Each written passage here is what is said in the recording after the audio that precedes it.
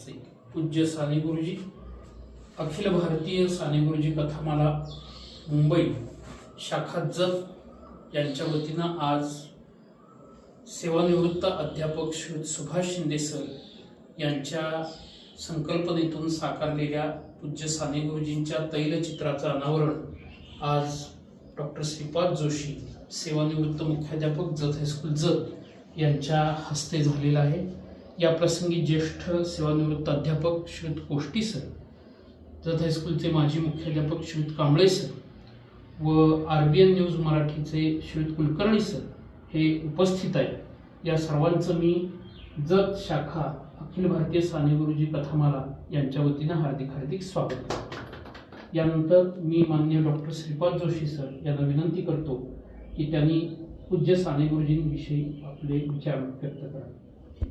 Okay, बसा sir, बसून 2 मिनिटं सर्वांनी दोन बऱ्याच सांगणार आहे। आज साने गुरुजींची पुण्यतिथी आहे आणि म्हणून आपण त्यांचं पुण्यस्मरण करायचं, आदरांजली व्हायची। पण फक्त 2 मिनिटं उभा राहून, शांत उभा राहून साने गुरुजींचं स्मरण करू।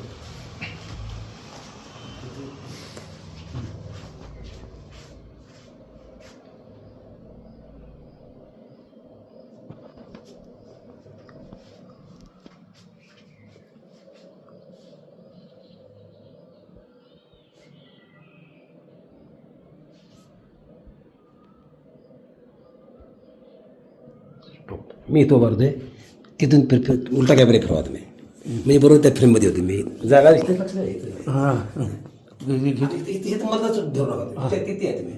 हां ते एक आहे, ठीक आहे। हां तुमचं पॅच पूर्ण कर। हां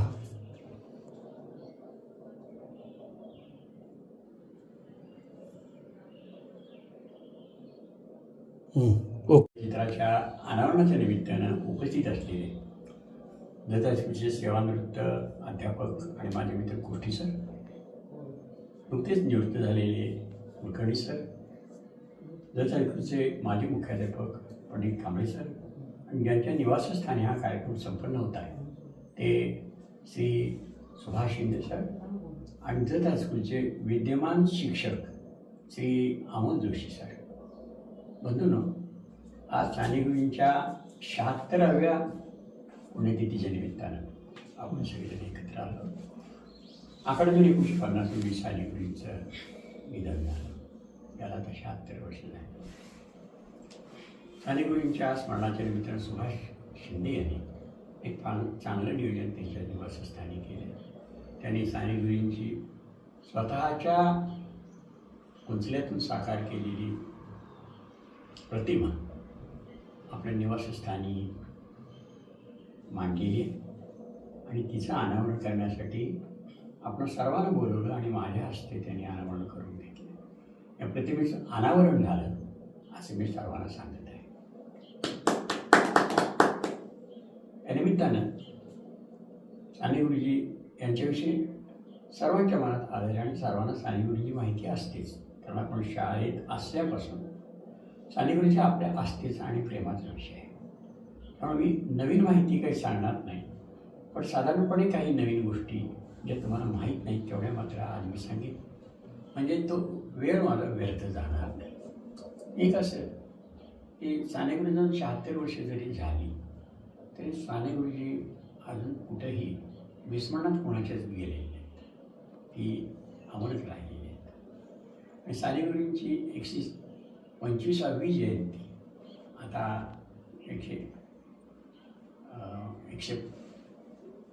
126वी जयंती आता 24 डिसेंबरला आपण करणार। तर त्यांना मिळालेलं फक्त 50 वर्षाचं आयुष्य, आणि 50 वर्षाच्या आयुष्यात त्यांनी जी कामगिरी केली ती सर्व महाराष्ट्राच्या लोकांना आदरणीय झालेली आहे।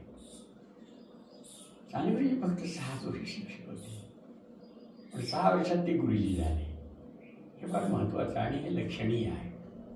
तेव्हा स्वतंत्र कॉमेंट्स करणं बरोबर नाही, पण 6 वर्षात एखादा माणूस जर शिक्षक होत असेल तर उभं आयुष्य त्यांना मिळालं असतं तर साने गुरुजी कसले गुरुजी झाले असता, असा एक विषय आपण मनात चिंतन करायचं आहे।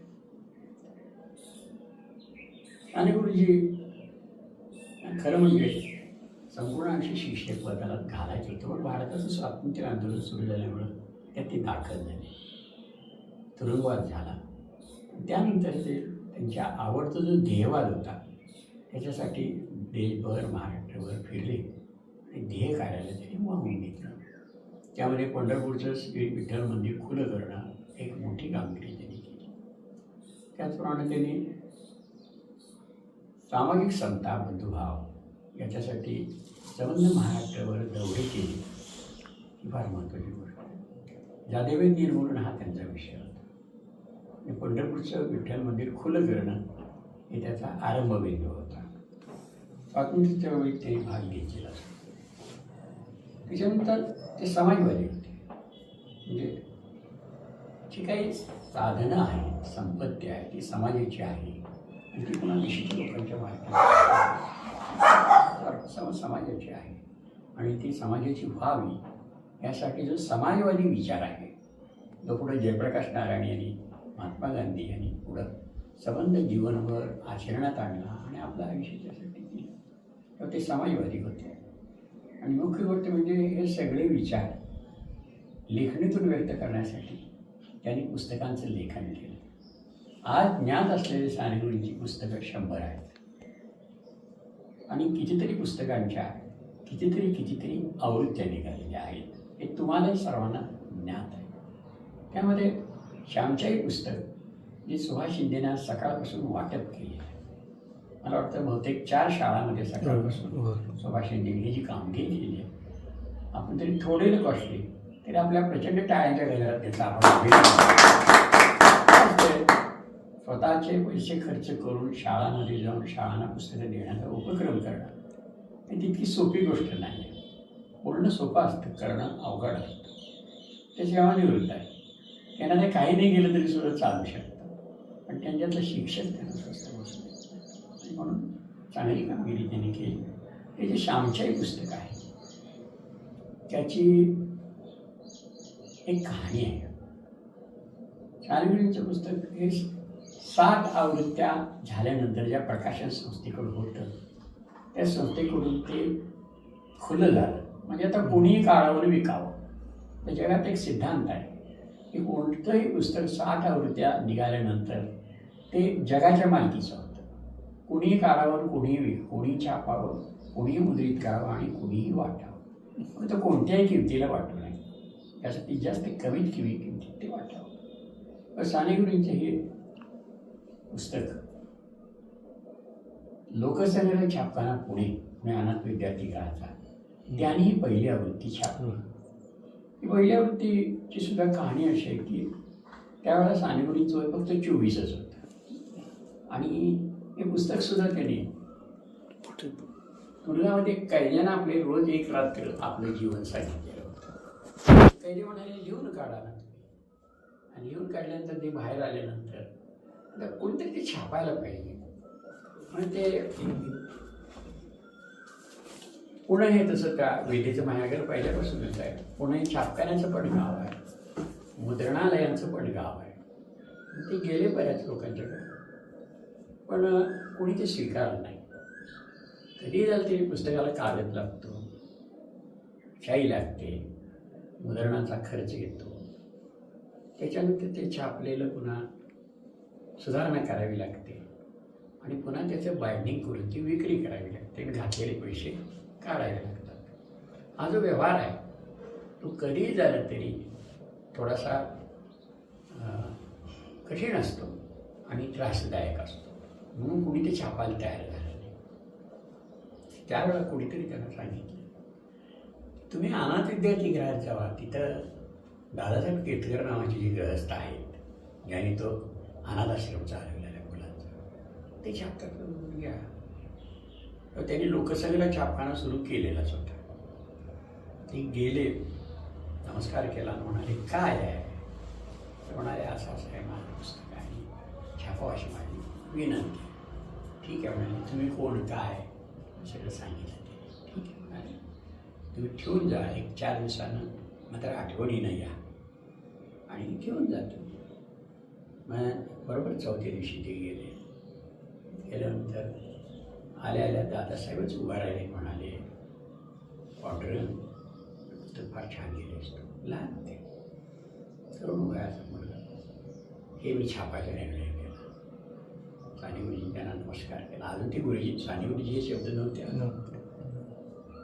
सानेच नसते होते. छापायला घेतलं, छापलं त्यांनी आणि पहिली आवृत्ती प्रकाशित केली. पहिली आवृत्ती प्रकाशित झाली, 2 महिन्यात संपली. पुन्हा त्यांनी बोलवलं. म्हणजे म्हणाला तुला मानधन किती द्यायचं? पण मला काही मानधन नको, मला थोडी पुस्तकं द्या. मग तुला किती पुस्तकं पाहिजे? मग मला म्हणाले 100 पुस्तकं द्या. मी म्हटलं आमच्या नियमानुसार खरं म्हणजे आम्ही 100 देतोच. तुझे पुस्तक बघून लेखक म्हणून तुला आणि थोडी आम्ही ज्यादा द्यायची तर तू माग. मग म्हणून मला 100 पुरतात. दुसरी आवृत्ती संपली, तिसरी आवृत्ती संपली. मग दादांच्या लक्षात आलं हे पुस्तक फारच सुरेख आणि आता आपण गुरुजींना त्याची किंमत आणि मानधन आपण द्यायला सुरुवात केली पाहिजे. तुम्हाला सगळी पुढची कहाणी माहितीच आहे आणि ही कहाणी इतकी झाली की खुद्द पुण्याला दिराच्या लोकसंग्रह प्रश्न 60 आवृत्त्या काढल्या. मराठीमध्ये 60 आवृत्त्या निघणार आहे. निश्चितच. किती नाची फडक्यांची किती कादंबऱ्या जरी प्रकाशित होत्या आणि कितीही लोकप्रिय होत्या तरी 5 आवृत्तीच्या पुढे कोण गेले. 60 आवृत्त्या म्हटल्यानंतर महाराष्ट्रावर त्याची चर्चा झाली, भारतभर चर्चा झाली. आणि त्यामुळे इतर भाषेतल्या लोकांनी त्याची भाषांतरे केली आणि इतर भाषातही ते इतकी प्रिय झाली की त्यांच्याकडे सुद्धा त्याच्या काय आवृत्ती निघायला सुरुवात झाली. कानडी निघालं, उर्दू निघालं, हिंदी निघालं, इंग्रजीसुद्धा निघालं. आणि ते इतकं झालं की 60 आवृत्त्या निघाल्यानंतर 60व्या आवृत्ती 1977 साली झाल्यानंतर 77 साली लोकसंग्रह प्रश्न जाहीर केलं की आता नंतर कुणीही ती आवृत्ती काढा. आम्ही तर काढतच राहणार आहे कारण मूळ रॉयल्टी आमच्याकडेच होती. पण आता रॉयल्टी नावाचा भाग राहिलेलाच नाही. हे सानेगंज सर्व जगात अशी श्यामच्याई पुस्तकाची कहाणी आहे. आता या गावात सुद्धा सकाळी वाटपासाठी साने गुरुजी श्यामची आई आली आहे.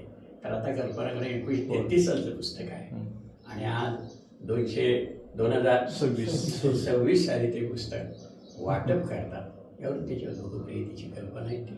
अशी काहीतरी हृदयाची भाषा त्याच्यात आहे. त्यामुळे ते पुस्तक लोकप्रिय झालेलं आहे. एक असा भाग आहे की सुभाष शिंदे यांच्याबद्दल मी त्यांचा एकेकाळचा मुख्याध्यापक आहे आणि आता ते निवृत्त आमचे मित्र आहेत. ते पण बोललं पाहिजे की सुभाष शिंदेंना सानेगुरूंच्या अशा काही गोष्टी भावलेल्या आहेत की तो भावलेपणा जो आहे त्यांच्याकडं विशेषतः शुचिता, पावित्र्य, मंगलता, सात्विकता, समर्पण भावना हे सद्गुण आहेत आणि शाश्वत मूल्य आहेत. सत्यप्रियता, गांधीजी सत्य, अहिंसा, परब्रह्म हे सुद्धा शाश्वत मूल्यच आहे. पण सानेगुरूंचं सगळं साहित्य शाश्वत मूल्यांना धरून आहे आणि म्हणून ते अमर आहे. ही मूल्य अमर आहेत म्हणून ते साहित्य अमर आहे. सानेगुरूंच्या श्यामच्या आईवर साहित्य संमेलनात एका चर्चा झाली होती की ते साहित्य नाही आहे, त्यांचं फक्त आत्मचरित्र आहे पण साहित्याचे गुण त्याच्यामध्ये नाही. साहित्याचे गुण कुठले आहेत? मग त्याच्यावर समीक्षेनं काही गोष्टी केल्या. त्यानंतर एक 5च वर्षात कुमार संमेलन म्हणून पुण्यात झालं. कुमार संमेलनात पत्रकारांनी त्यांना विचारलं की तुमच्या पुस्तकाला साहित्यिकदृष्ट्या मूल्य नाही असं समीक्षकांचं मत आहे, तुम्हाला काय वाटतं? त्यांचं बरोबर आहे म्हणाले. खरंच म्हणजे माझ्या त्याच्यात साहित्यिक मूल्य नसण्याची जास्त शक्यता आहे. आणि माझं पुस्तक हे साधं पुस्तक आहे, माझं आत्मवृत्त आहे, लोकांना आवडतं आहे, लोक वाचत आहेत. त्या प्रस्थापित त्याची मूल्य कदाचित त्याला लागत नसतील पण भारतीय शाश्वत मूल्य आहेत ती माझ्या पुस्तकात असावीत म्हणूनच बहुतेक ते वाचलं जात असावं. भविष्यात साहित्यात सुद्धा शाश्वत मूल्य हे सुद्धा एक मूल्य धरून जर विचार करायचा झाला तर त्यावेळी भविष्यकाळात माझ्या पुस्तकाची गणना साहित्यात होऊ शकेल. आता परिस्थिती अशी आहे की इतके वर्ष टिकलेलं कुठलंही पुस्तक मराठीत नाही आहे. त्यामुळे समीक्षेचे सगळे सिद्धांत उलटे पलटे होते. असं झालं की सानेगुरूंच्या पुस्तकांनी लेखनाने सगळे समीक्षेचे सिद्धांत उलटे पलटे होऊन गेलेले आहेत आणि नव्यानं समीक्षा मांडण्याची परिस्थिती निर्माण झाली. म्हणून कुरुंदकर एका ठिकाणी म्हणतात की साने गुरुजींचे लेखन केलेलं आहे ते प्रास्ताविक समीक्षेला सोडून जरी असलं तरी परंतु ती जी पद्धत आहे ती शाश्वत मूल्याची असल्यामुळं शाश्वत मूल्य हे जर मूल्य असेल आणि शाश्वत मूल्य हा जर साहित्याचा गुण धरला तर साने गुरुजी हे श्रेष्ठ लेखक आहे. आणि तेवढे श्रेष्ठ लेखक आपल्यात न झाल्यामुळं सर्व साहित्यिकांनी आपल्यापेक्षा श्रेष्ठ लेखक मराठीत होऊन गेले म्हणून साने गुरुजींना पूज्य मानावं आणि त्यांना वंदन करावं असं कुरुंदकरांनी येऊन ठेवलं. अशा साने गुरुजींचे चिंतन रात्रंदिवस करणारे एक शिक्षक जतमध्ये आहे. सुभाष शिंदेचा आवडता विषय. हो. मला नाही वाटत की असा एक दिवस त्यांचा जात नसेल की साने गुरुजींच्या दृष्टीने शब्द उच्चारले नाहीत. असं काय झालंय त्याचं एकच कारण आहे की साने गुरुजींच्या वाङ्मयातला जीवनातला सगळ्या गोष्टी त्यांना भावलेल्या आहेत. साने गुरुजी यांच्या ते आईचे जे गुणधर्म आहेत आणि त्यांनी जे आईचा गौरव केलेला आहे तोच बहुतेक सुभाष शिंदेंना आवडलेला असल्यामुळं सुभाष शिंदे हे साने गुरुजींचे भक्त झालेले आहेत. ते इतके भक्त झाले की निवृत्तीनंतर साने गुरुजींची पुस्तकंसुद्धा ते वाटत आहेत. याचाच अर्थ साने गुरुजींचे विचार सर्वांच्यापर्यंत जावेत अशी त्यांची भूमिका आहे. साने गुरुजींच्या काही संघटना निर्माण केल्या किंवा ती मुख्य संघटना आंतरभारती होती. या आंतरभारतीची एक शाखा किती प्रमाणात चालली हा भाग नाही आहे. ती जतमध्ये चालवणारे सुभाष शिंदे आहेत. त्याचप्रमाणे सेवादल ही साने गुरुजींच्याच विचाराची संघटना. ती जतमध्ये किती चालते हा भाग नाही आहे पण ती सुभाष शिंदेचा. आता किती लोक एकत्र येतात काय येतात याच्यावर आपण 2 लोक येऊ दे तरी ती संघटना आहे. म्हणून आपण आंतरभारती आणि सेवादल या 2 शाखा घेऊन साने गुरुजींच्या विचाराचा वाङ्मयाचा ते सगळ्यांच्यापर्यंत जाण्याचा प्रयत्न करून त्याची विचार जागृती आणि मूल्य प्रसार करतात एक मोठं कार्य करत असल्यामुळे सुभाष शिंदे या सर्व विद्यार्थ्यांना प्रिय असणारे शिक्षक आहेत. सर्वांना आवडते शिक्षक आहेत आणि त्यांचा जो निष्पापण आहे मंगलता आहे. आता व्यावहारिक जगामध्ये कदाचित आजच्या जगण्याच्या व्यावहारिक मूल्यामध्ये काही कुठल्या आजची जी पेटी आहे मास्तर म्हणून गणना करायची माणूस म्हणून गणना करायची त्या सुभाष शिंदे कुठे बसत नाही. त्यांच्यासाठी एक वेगळा आपणाला चौकट करावी लागते. ही चौकट आज जी प्रस्थापित चौकट आहे शिक्षक म्हणून त्यामध्ये कदाचित ते मावत नाही. त्यांचा भाबडेपणा त्यांचा थोडासा अव्यवहारीपणा त्यांचा कदाचित साने गुरुजींच्या विचारावर बोलत असताना वाहून जाणेपणा किंवा त्यांचा तर पुस्तक वाटण्याचा सुद्धा तसा म्हटला तर हा तसा म्हटला तर आजच्या व्यावहारिक जगात अव्यवहारीपणा आहे. आज कोणी एवढा पैसा खर्च करणार नाही.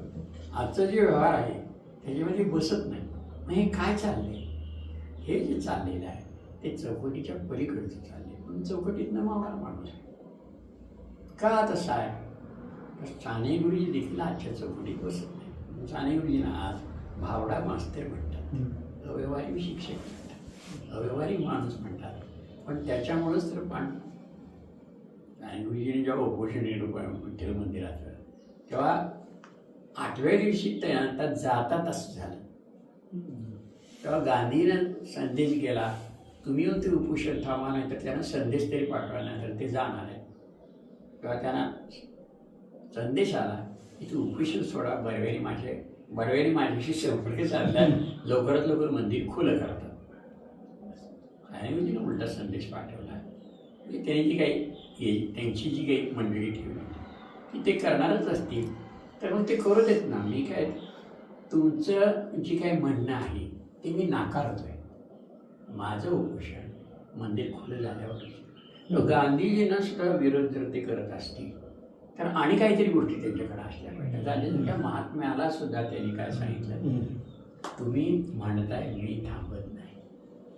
खरं म्हणजे गांधीजींना नाकारण्या एवढी काही गोष्ट त्यांच्याकडे असली पाहिजे की गांधीजींना स्वतः सांगितलं की तुम्ही सुद्धा या वाडव्यांना मार्गावर आणायचं असेल तर मला समर्थन करा.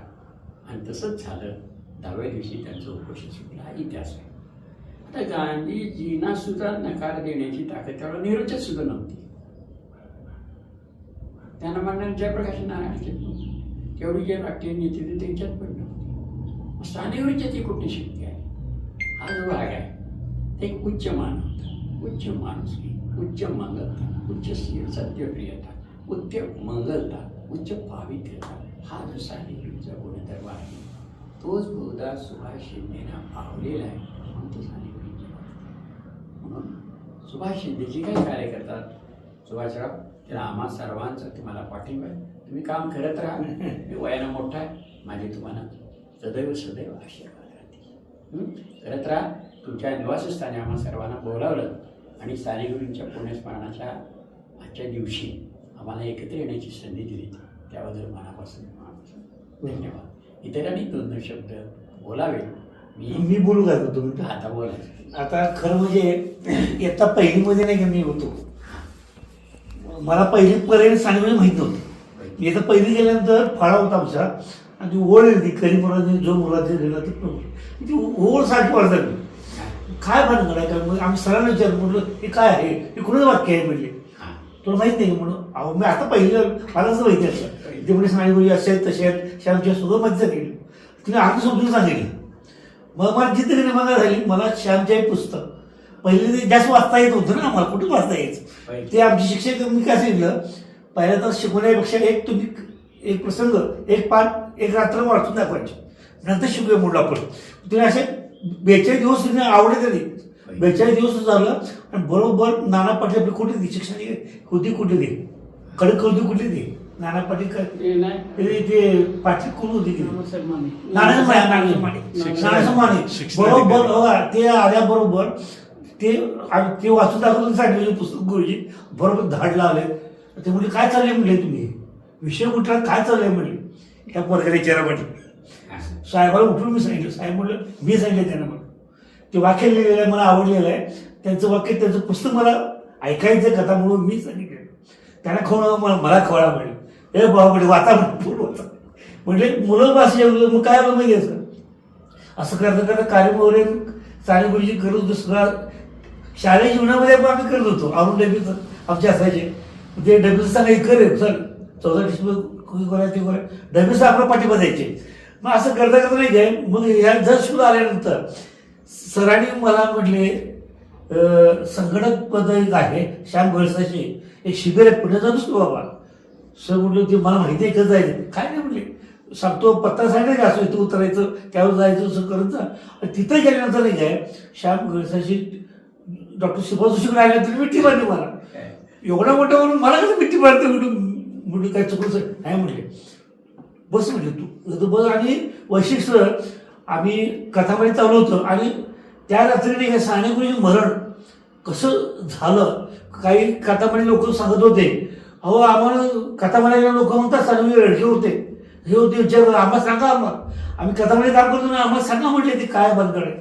मग त्यावेळी ते म्हटले तेवढं हे याचे चालू असताना आपले कोण साहित्यिक आपल्या इकडे आधी किती उद्घाटन करा वैद्य साहेब राघव प्रभुणे हो ते नाही सर तुमचं पुस्तक प्रकाशन करायला आलं ते नाही ह्याचे राम शेवळकर हा. मग ते आले आपली चर्चा चालू असतो ना 11:30 चालू चर्चा सुरू होती. सगळे लोक आम्ही रडत होतो सगळे ते वर्ण सांगत होतं. मला श्यामची आई हे माहिती होतं पण इतकं हृदय मोठं असणारा मनुष्य मला प्रत्यक्ष जाणवलं देतो ती संपूर्ण माहिती कळत. मला फक्त श्यामच्या मार्गाने होतो पण त्या श्यामच्या आईच्या पुढे किती मोठं मनुष्य आहे आणि ह्या लोकांनी त्याला कसं काही एवढं मोठं केलं नाही. मला इतकी माहिती झाली ते आले तालीम सांगा सोडून गेले पाठी 4 पर्यंत चालू असतात ते. त्यांनी आम्हाला चहा द्यायचे भजी वगैरे करून द्यायचे कथामध्ये सगळं बरं झालं आणि इतकं आम्हाला वाटलं माहिती आहे का इतकं वाटलं खूप छान वाटलं. आणि ती कथामध्ये खेळ घेतले आपण काय करतो स्त्री पुरुषाचं भेदभाव करतो ना पण तू तिथं बस स्त्री येतो बस. आमच्या कथामध्ये एक खेळ आहे म्हणजे भावना मिटवायचे स्त्री आणि पुरुष ते खेळ खेळणार. मी लाजायचं ते पुण्याच्या स्त्री आहेत ते हातात द्यायचं द्यायचं बोलायचं करायचं म्हणजे आपल्या ज्या भावना आहेत शरीराच्या सगळ्या भावना आहेत आपण बाहेर जाऊन पुढं कसं करायचं काम हे सगळं पूर्ण केलं. आणि सुधाताई माझा योग म्हणजे धुळ्याला साखरेला मला योग मोठा आला.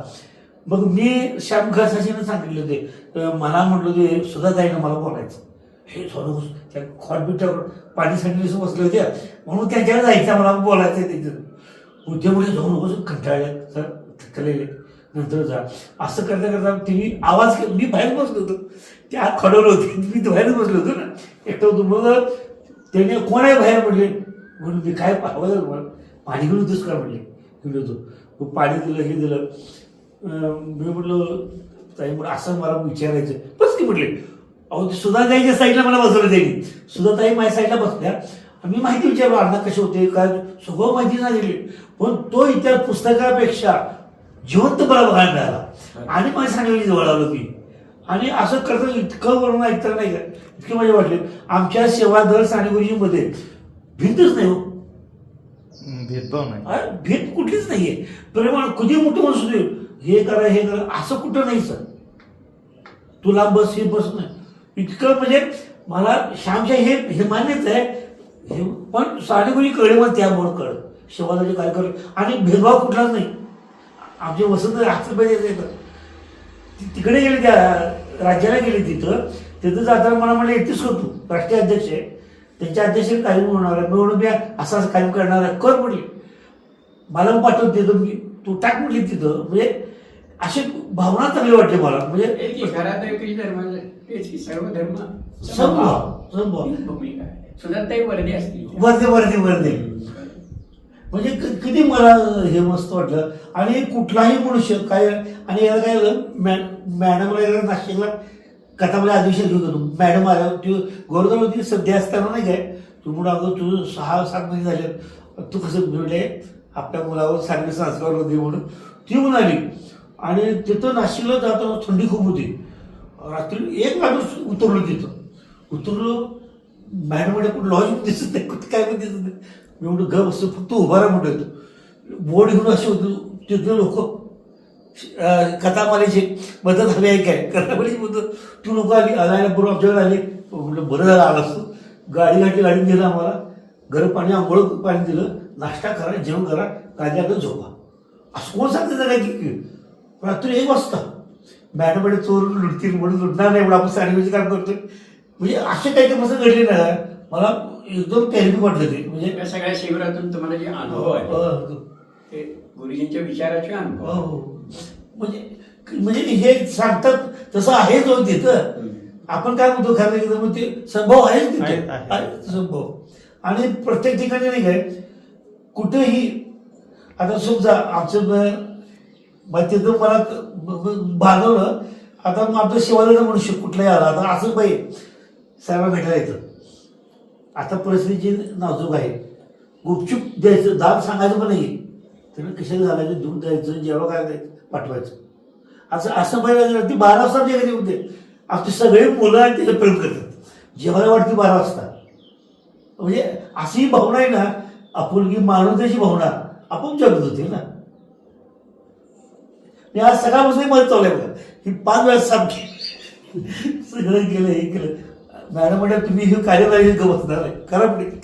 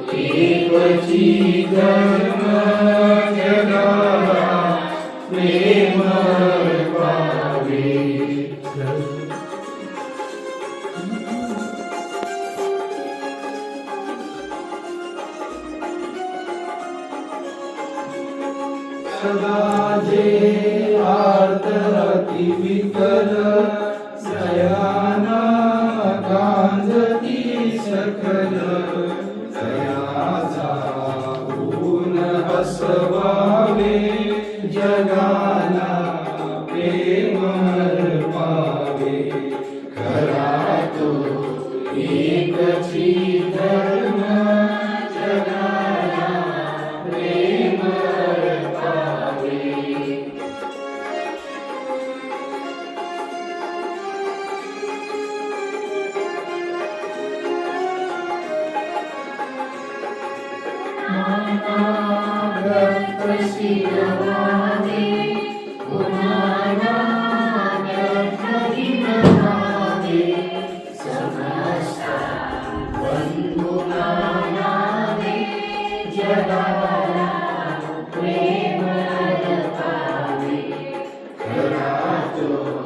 एकची धर्म जगाला प्रेम अर्पावे.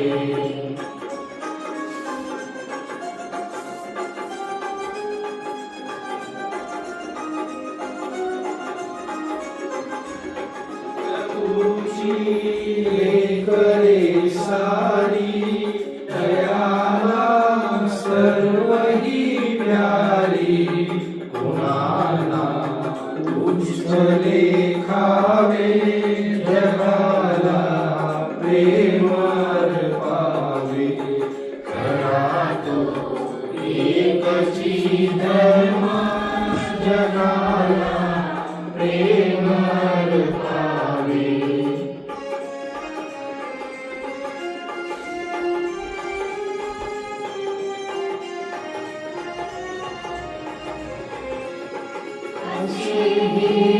सार धर्माचे असे हे सार सत्याचे प्राणही द्यावे जगाला प्रेम अर्पावे खरा तो एकची धर्म जगाला प्रेम अर्पावे प्रेम अर्पावे जगाला प्रेम अर्पावे. करील मनोरंजन जे मुलांचे नातेजडे प्रभूशी तयाचे असे साने गुरुजींचं मुलांच्या संदर्भात असलेलं खरोखरच वाक्य सार्थक आहे. आणि आज त्यांचा 76वा पुण्यतिथीचा दिवस आणि कलाश्री बिल्डिंगमध्ये श्री सुभाष शिंदे यांच्या घरी त्यांनीच त्यांच्या कुंजल्यातून साकारलेली साने गुरुजींची प्रतिमा याचं अनावरण ज्येष्ठ साहित्यिक आणि जत हायस्कूलचे माजी मुख्याध्यापक श्री श्रीपाद जोशी सर यांच्या हस्ते झालेला आहे. आणि या ठिकाणी आम्ही सर्वांनी पुण्यतिथीस हजर उपस्थित राहून हा कार्यक्रम चांगल्या पद्धतीने पार पडला. त्याबद्दल साने गुरुजींच्याबद्दल बऱ्याचशा चांगल्या गोष्टी डॉक्टर श्रीपाद जोशी सरांनी सांगितल्या आणि ज्या प्रत्यक्षात अनुभवलेल्या गोष्टी आहेत ते कला शिक्षक श्री सुभाष शिंदे सरांनी स्वतःहून ज्या ज्या ठिकाणी सेवा दलात गेले, आंतरभारतीमध्ये गेले, जिथे जिथे शिबिरात गेले त्यांनी ते कथन केलं. हे ऐकून आम्हा सर्वांना समाधान वाटलं आणि त्यांची कथामाला ही अशीच पुढे चालू राहावी म्हणून माझ्याकडून शुभेच्छा.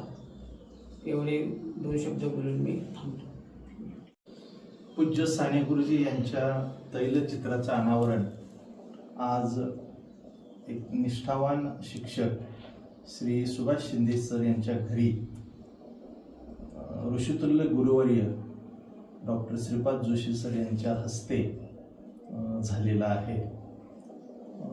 त्यांच्या पुण्यतिथीनिमित्त आज या समारंभाचं आयोजन या ठिकाणी करण्यात आलेलं आहे आणि आम्हाला या ठिकाणी एक प्रेरणादायी विचार ऐकण्याची संधी शिंदे सरांनी आज उपलब्ध करून दिली. त्याबद्दल मी शिंदे सरांना मनापासून शुभेच्छा देतो आणि त्यांचे हार्दिक धन्यवाद देखील व्यक्त करतो. सरांनी आपणाला श्यामची आई या पुस्तकाची जी पार्श्वभूमी आहे, त्याच्या निर्मितीची जी पार्श्वभूमी सांगितली आणि सांगितल्यानंतर इतक्या लहान वयात साने गुरुजींनी हे जे पुस्तक निर्माण केलं ते खऱ्या अर्थानं आपणाला अद्भुत असं वाटतंय.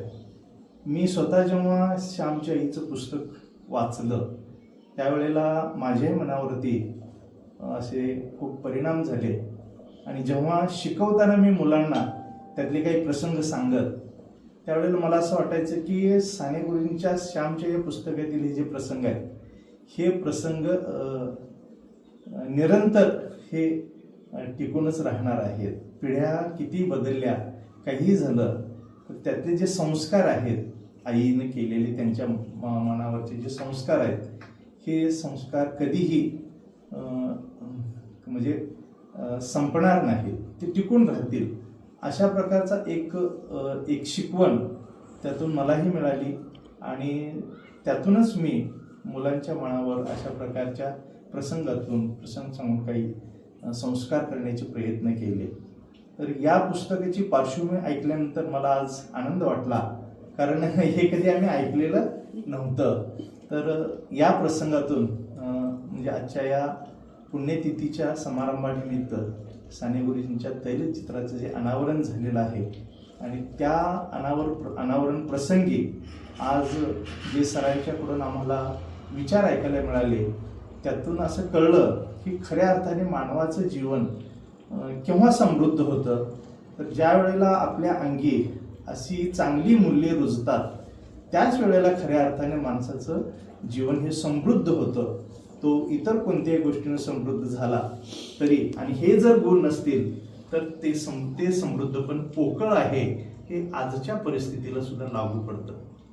तर मी या प्रसंगी पूज्य साने गुरुजींना मनापासून आदरांजली वाहतो आणि या प्रसंगी आम्हाला या ठिकाणी बोलवण्यात आलं त्याबद्दल अखिल भारतीय साने गुरुजी कथामाला मुंबई अंतर्गतची जत या शहरामध्ये शिंदे सरांनी शाखा सुरू केलेली आहे त्याबद्दल धन्यवाद व्यक्त करतो आणि त्यांना शुभेच्छा देतो.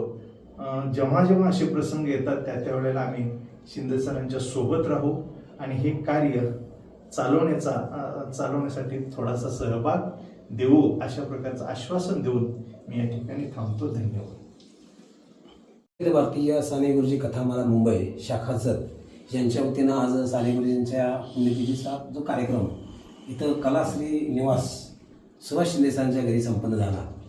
या कार्यक्रमामध्ये त्यांची सकाळपासूनची धडपड पाहिली की संक्षिप्त साने गुरुजीचं पुस्तक प्रत्येक शाळेमध्ये जाऊन देणं आम्ही जे आज जोशी सर म्हणाले की बाबा हे चौकटी बाहेरचं काम आहे. खरंच चौकटी बाहेरचं काम आहे.